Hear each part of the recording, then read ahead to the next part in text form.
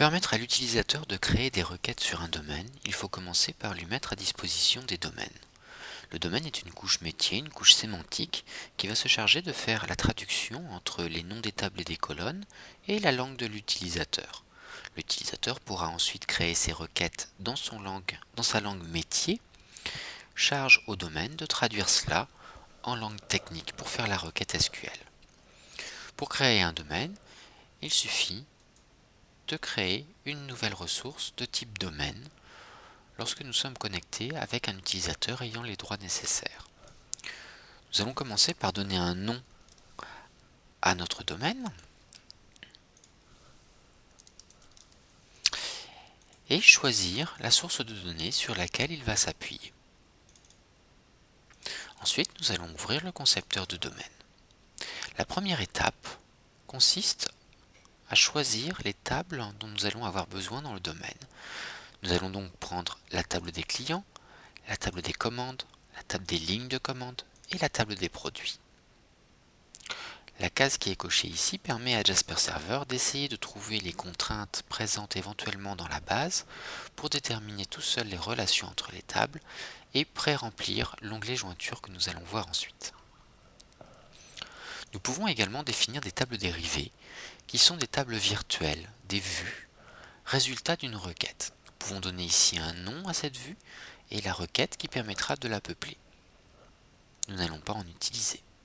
Nous allons ensuite définir les jointures dans notre domaine.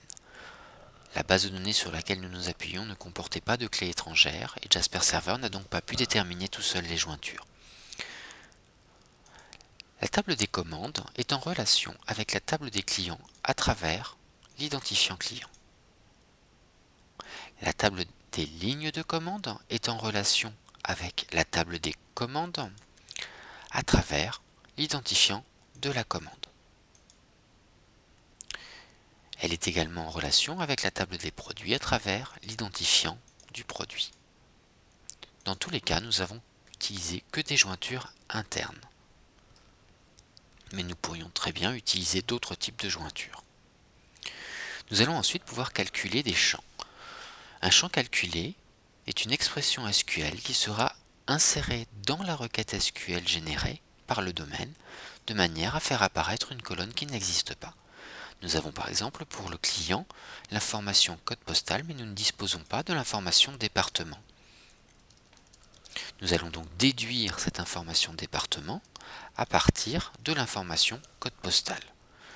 Nous allons prendre là l'instruction substring qui va extraire la sous-chaîne de 2 premiers caractères du code postal.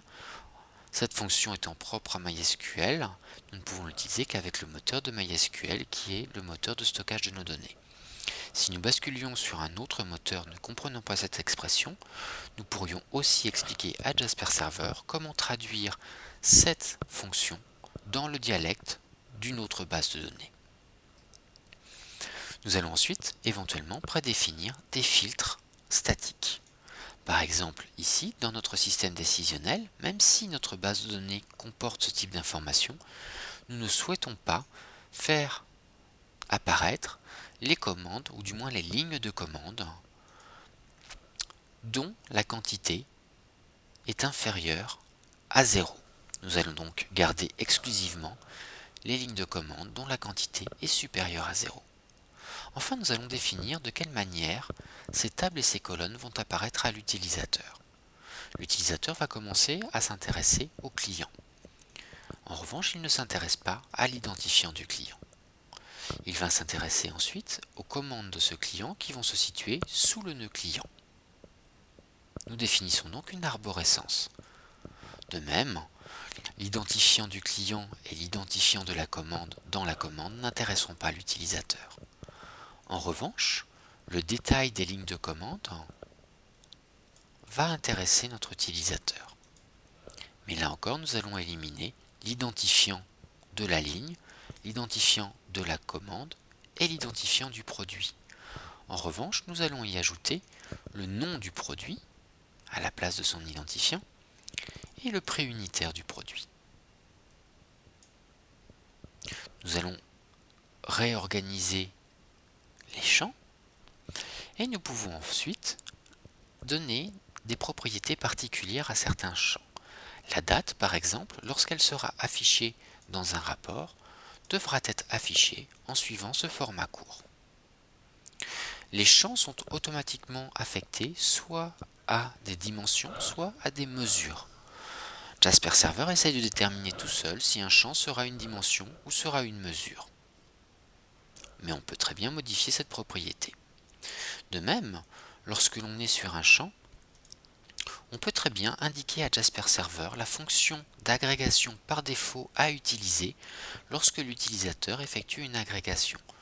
On pourrait très bien dire par exemple qu'en ce qui concerne la quantité, si l'utilisateur fait une agrégation sur la quantité, par défaut cette agrégation sera la moyenne des quantités.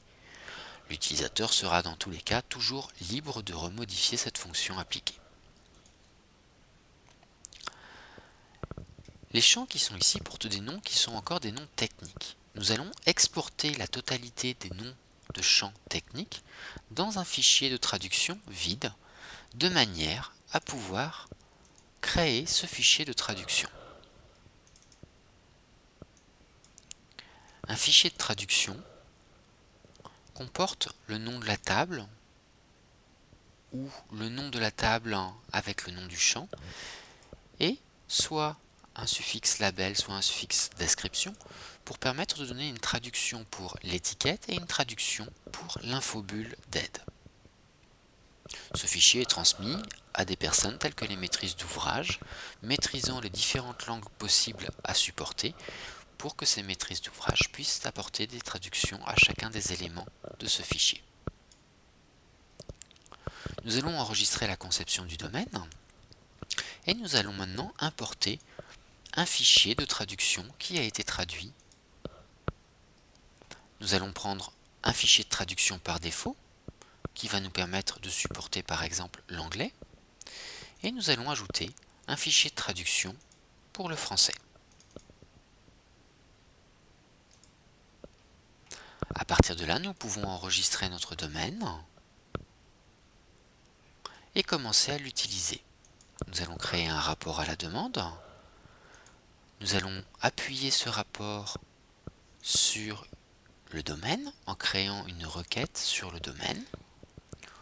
On constate que le fichier de traduction a joué son rôle puisque les champs sont désormais traduits en français, y compris les informations d'aide.